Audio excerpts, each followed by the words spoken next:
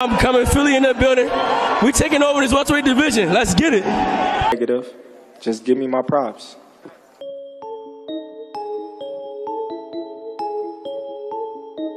As we know, Jaron Ennis is likely the guy that's next for Terence Crawford. Sorry, I'm still a little bit hoarse. Jaron Ennis is likely the guy that's next up for Terence Crawford. Jermell Charlo is going to be battling Canelo Alvarez. I expect Jermell Charlo to double back and see Terence Crawford, right? But we'll say that for another day. Jaron Ennis looks like it's his turn. It's finally his turn, right? And based off of what we've seen from Terence Crawford, I see a lot of people saying that he's not going to be able to beat the guy. And I'm in agreement. Before I was a little like, okay, Boots is dangerous. You know, he's tough, he's big, and everything else. But after seeing that performance against Errol Spence Jr., man, I don't see nobody beating Terence Crawford. That's just my opinion, right? But Ennis is next, right? Ennis is likely the guy next. We've seen when Crawford said, let's get active. You know, some people said I read it wrong or whatever. I'm not quite sure what the hell they talking about, but it don't really matter. He said, y'all trying to see another dead body. Y'all trying to see, you know what I'm saying? Y'all trying to, is this what y'all really want? Right? But yeah, this is what they want, and this is what he's going to get. But one thing that I find interesting, right, is that as trainers, I think Bomac is underrated. And on the conversation that we had on the panel on the Goons channel, you guys go subscribe to the Boxing Goon, the Goon 100. I'm gonna send this link in the description and everything. Travion gave us some pretty interesting insight. Travion, if you don't know, is the nephew of Terence Crawford. The guy he's bigger than Bud now, but you know, you've seen with Bud over the years as his nephew, right?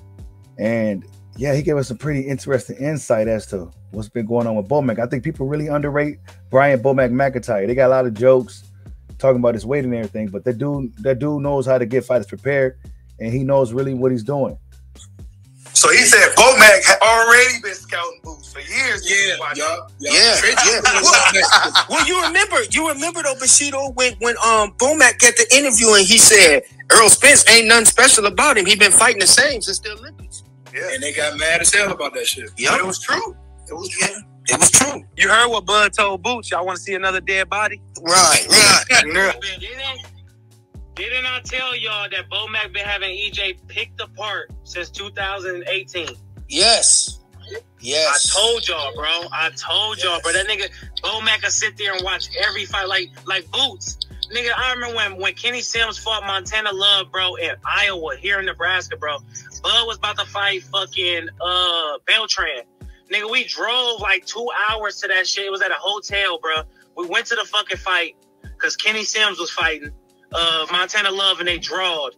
Then we watched Boots fight, bro. Ever since then, Bomac been watching Boots, nigga. Bomac said the same thing about Spence. He said, bro, I got him picked apart already because I know that we going to have to fight him someday. Wow. Swear to God. Hey, let God. Listen, if I'm lying, let God take me right now, bro. I swear to God, bro. He told me this shit, and I'm like, who the fuck is this dude? That's when I took a picture with Boots. So they sleeping on Bomac. So they sleeping on Bomac because they was acting like. What I say, go. They gonna beat the shit out of Boots.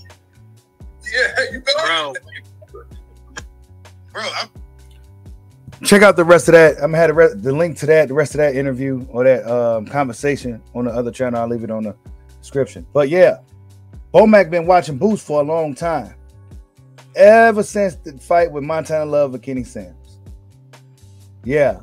So they knew one day they was gonna have to fight him. So Bomac's been watching them. He's been studying these guys. Bomac studies these guys. They implement a game plan, and then they execute it to a T. Executed to a T. Terence Crawford is a very dominant fighter, very, very consistent fighter. Almost flawless to a sense, you know. No split decisions, no controversial decisions, none of that stuff. So Ennis is going to have his work cut out for him, I think. I think Ennis is next, and it's a fight that I want to see next. Me personally, that's the fight I want to see. Crawford versus Boots. I think Boots will bring something a little bit more out of Terence Crawford, but I think the result will be the same. Tell me what you guys think. Like, subscribe, holla at your boy. Peace out.